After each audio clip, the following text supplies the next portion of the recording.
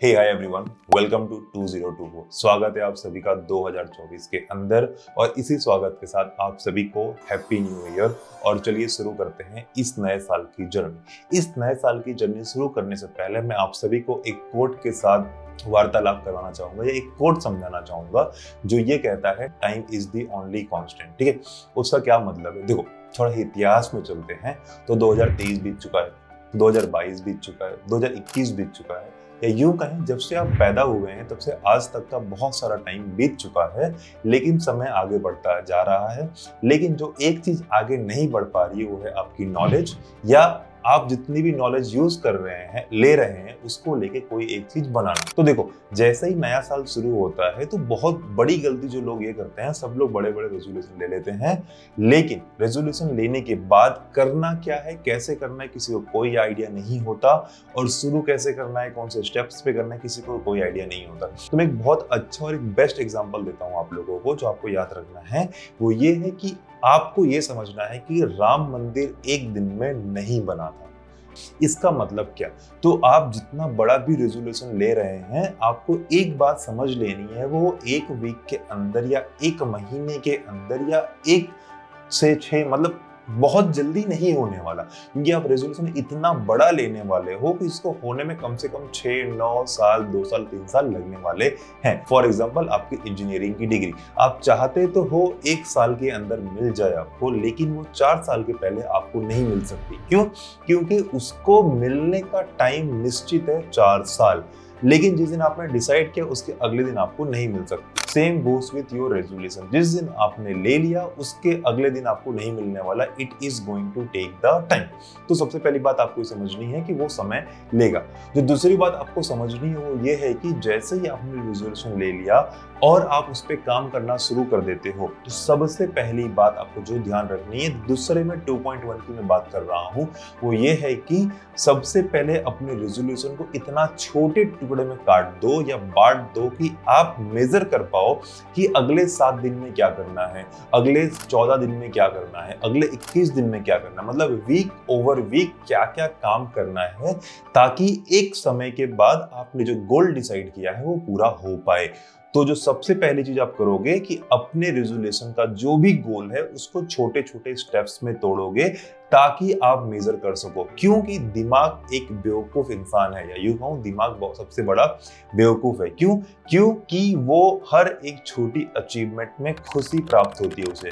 ठीक है, और अगर आप बड़ा रेजोल्यूशन ले लेते हो और बड़े पे मेजर करते हो तो आपके दिमाग को कभी खुशी समझ में नहीं आएगी और वो धीरे धीरे आपको पीछे लेके जाएगा, आगे ले जाने के बदले। इसीलिए बहुत इंपॉर्टेंट है कि आप अपने गोल को तोड़ दें, ताकि आपके दिमाग को सेंस ऑफ अचीवमेंट फील होती रहे और धीरे धीरे आप आगे बढ़ते रहें। जो एक और बात आपको ध्यान रखनी है कि जब भी आपने अपने गोल को छोटे में कर दिया उसके बाद, कि छोटे में भी एरर आएंगे, छोटे में भी फेलियर आएंगे। फॉर एग्जाम्पल, अगर आप एक सॉफ्टवेयर बना रहे हो तो पूरे चांसेस है कि हर दूसरी लाइन जो आप लिखने जा रहे हो उसके अंदर एरर आए।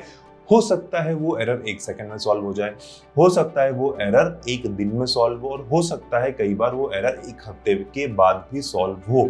तो इसका मतलब मैं क्या कहना चाह रहा हूं कि हर एक स्टेप जो आपने ब्रेक डाउन किया, पूरे चांसेस है कि उसके अंदर फेलियर और एरर का स्कोप है। तो उस समय क्या करेंगे, आप पूरी कोशिश कीजिए कि वो एरर और या वो जो प्रॉब्लम फेलियर आ रहा है वो आप उसे सॉल्व करें। लेकिन अगर नहीं हो पा रहा तो एक जो बेस्ट चीज आप कर सकते हैं वो है कि टेक अ स्मॉल ब्रेक। क्यों? जैसे ही आपने एक छोटा सा ब्रेक ले लिया और आपने सभी चीजों को छोड़ दिया, जब आप दोबारा उसे पकड़ेंगे 1 या 2 या 3 दिन के बाद, एक छोटे से ब्रेक के बाद, तब आपका दिमाग प्रॉपरली फ्रेश से स्टार्ट होता है और अब आप थोड़ा ज्यादा ताकत लगा के उस काम को अचीव करने में लग जाते हैं। तो taking a small break will not break your resolution. तीसरी चीज जो आपको ध्यान रखनी है वो है कि एक साथ 15, 20, 4, 5 रेजोल्यूशन नहीं लेने, मैक्सिमम 1 या 2 में रुक जाइए। क्योंकि क्या होता है, जब बहुत ज्यादा ले लेते हैं तो आप 4-5 डायरेक्शन में सोचते हैं और ब्रेन इसका कैपेबल नहीं है। ब्रेन एक समय पे एक ही काम कर सकता है। जैसे कि फॉर एग्जांपल, अगर आप क्रिकेट मैच खेलने गए हैं या बास्केटबॉल खेलने गए हैं और आप अगले दिन एग्जाम की चिंता भी कर रहे हैं, ना तो आप एग्जाम के लिए अच्छे से प्रिपेयर कर पाओगे, ना ही आप बास्केटबॉल या क्रिकेट अच्छे से खेल पाओगे। तो जब भी कोई काम पकड़े, पूरा का पूरा थॉट उसी काम को लेके होना चाहिए, दूसरा कोई भी चीज आपके दिमाग के अंदर नहीं चलनी चाहिए। स्टेप 4 या यूं कहूं जो चौथा पॉइंट है जो मैं आपको याद रखने के लिए कहना चाहूंगा वो ये है कि जितने भी लोग हैं और जितने लोग भी अपना रेजोल्यूशन अचीव करना चाह रहे हैं, सब इसी रेस में लगे हुए हैं कि सबसे पहले वो जीत जाएं, या वो जो भी काम कर रहे हैं या जो भी जहां पहुंचना चाहते हैं वहां पे वो नंबर 1 आ जाएं।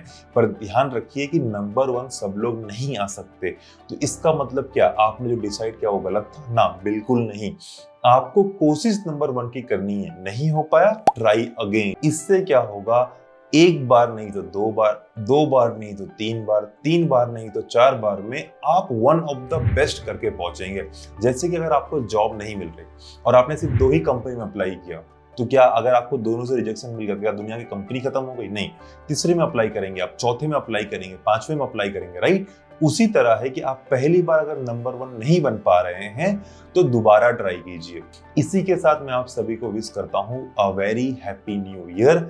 कोई भी रेजोल्यूशन लीजिए, जैसे कि मैंने भी इस साल कुछ रेजोल्यूशन लिया हुआ है कि मैं कंटेंट प्रॉपर्ली पोस्ट करूंगा यूट्यूब पे, थोड़े बहुत कंटेंट में लिंक्डइन पे भी डालूंगा, ठीक है? मतलब मैं कोशिश कर रहा हूँ सोशल मीडिया पे एक्टिव होने की, जो मेरी पहले आदत नहीं थी। मैं मेरे हेल्थ को लेकर थोड़ा सा ज्यादा कॉन्शियस हो चुका हूँ, कंटेंट को लेके हो चुका हूँ, पढ़ाई को लेके हो चुका हूँ। तो इन सभी चीजों को मिला के मैं यूट्यूब पे कंटेंट लाके आप सभी को दूंगा। आज से 1 साल के बाद मैं वापस यही वीडियो बनाऊंगा और हम कोशिश करेंगे कि ये वीडियो हम लाइव में बनाएं, मतलब यूट्यूब लाइव में, ताकि मैं सबसे बात कर सकूं कि जितने लोग मेरे साथ 2024 के डे 1 पे कनेक्टेड थे, उसमें से कितने लोगों का चीज अब जाके 2025 में अकम्प्लिश्ड हो चुका है, या यूं माने कि कुछ हद तक हो चुका है। तो चलिए नए साल की शुरुआत करते हैं एक खुश चेहरे के साथ, और आप सभी को happy new year. Welcome to 2024।